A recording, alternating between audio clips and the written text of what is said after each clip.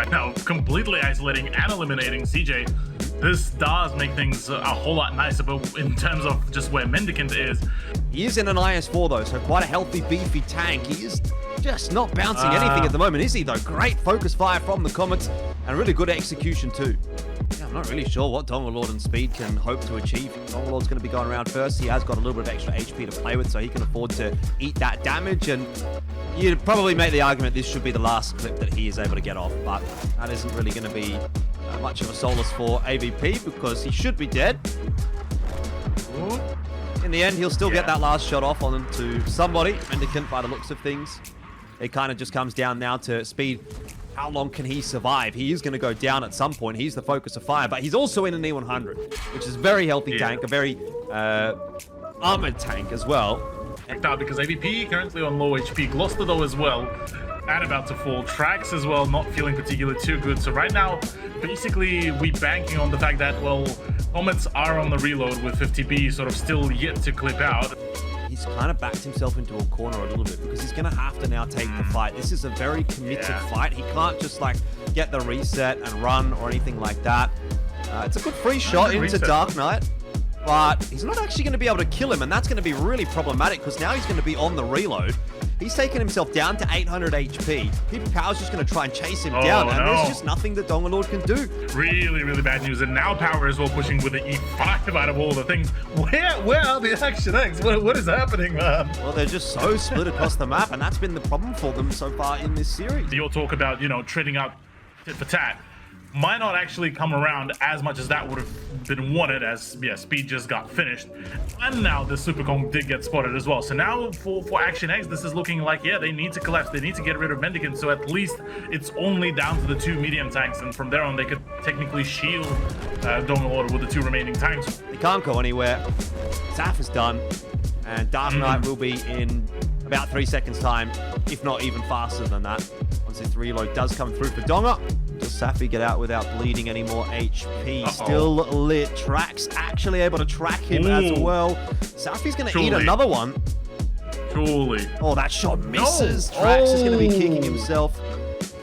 The issue is, of course, they do need to get that reset. You've got a CS63 working its way through the backside of the map. That information now, though, has gone over to Comets. A shot was fired, landed onto Mendicant in the M454, and he still remains on a 2-shot. A big difference compared to a 1-shot. The shots go through from the bad chats. The resets won't land. The Comets will win. It's a 3-1 for the Comets. And Action X, they unfortunately have not gotten enough done tonight.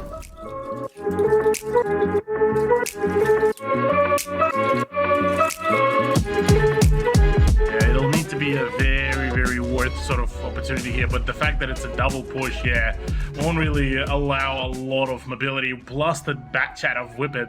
I mean, for Matildas, this is basically just them being presented with a cake. It's like, oh yeah, go claim it. Trades are starting to come through, and in the end, the crossfire that was established by the Sentinels inevitably is going to get to be maybe a little bit too much for Matildas to work with. It's back to 3-on-3. Return, I have to imagine, on the reload at the moment, isn't being able to put too much damage down, and if Dell drops, we're back to a numbers advantage for Matildas.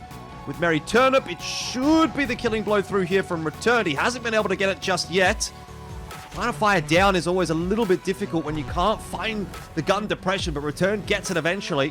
One more needs to fall here before Return gets to engage and gets the better of Crit, because this could be rather problematic. Finally turns around, actually could work out here, but the angling does not help here at all. 549 HP, Return. All he's going to need is one more shot. Dark gets the reload first, though. Good damage coming through on the cross shots, of course, from Sentinels is keeping that pressure on Matildas. The Return just continuing to just dish out that damage, getting himself that damage going. But if they go back and look at this one, I'm sure they can pretty readily figure out what went wrong. Rainbow still alive is perhaps one of those factors. So Matildas can't walk away with a significant lead. Sentinels able to regain a bit of composure. Joe Atora. I think Matildas have backed themselves into a corner, and Sentinels are very happy with how this is playing out. I don't think there's Matildas I don't think there's anything they can do about it. I genuinely don't. I think they've just lost. it's all gotten a bit messy for Matildas, hasn't it? Just the fact that Rainbow has gotten so far down south and only now is starting to really take damage is so funny to me. This Ram could be a bit of a difference maker, and it does actually put him down to a pretty safe one shot for that AMX M454. And as long as Whippet's able to pen this one, oh, it's a 485 roll. That is very sad, and that's going to be the end of Whippet. Rainbow doesn't go down to the Ram, finishes it off. And if it wasn't going bad for Matildas already, it is well and truly gone by the wayside. Now, this is just the cleanup. It's the victory lap. There's the fresh sort of approach to that. Unfortunately for Sentinels, though, Whippet might just be able to get a little bit of a farm going, but with Dell now rotating around through the zero line, should be able to get the shots onto the Japanese tank. Mark's going to have a look for an angle here as well for the reset. And unfortunately doesn't get it in time, I don't think. Oh, no. It's gone really wrong. I thought nothing was going to happen there. I wasn't even getting excited, and then the shots just don't come through.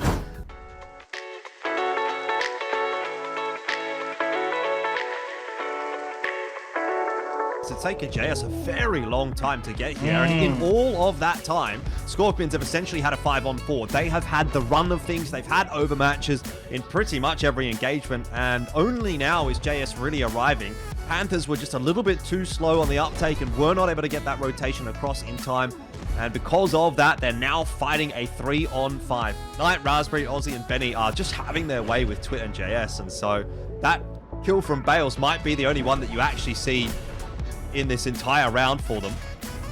Goober bounces a shot from Benny, which is nice news because he's having to take that 1v1 against JT on the bottom of our screens. For the moment, this though is now the time where Scorpions kind of have to strike, and I just don't know if they're doing enough. Bales has got his reload off, and with that, I have to say, I think the round is probably over. This will be his second clip in the 50B, and that'll go straight into the side of Aussie, who's now, well, pretty much down to a one-shot. It is a 4-on-3, but which should equalize.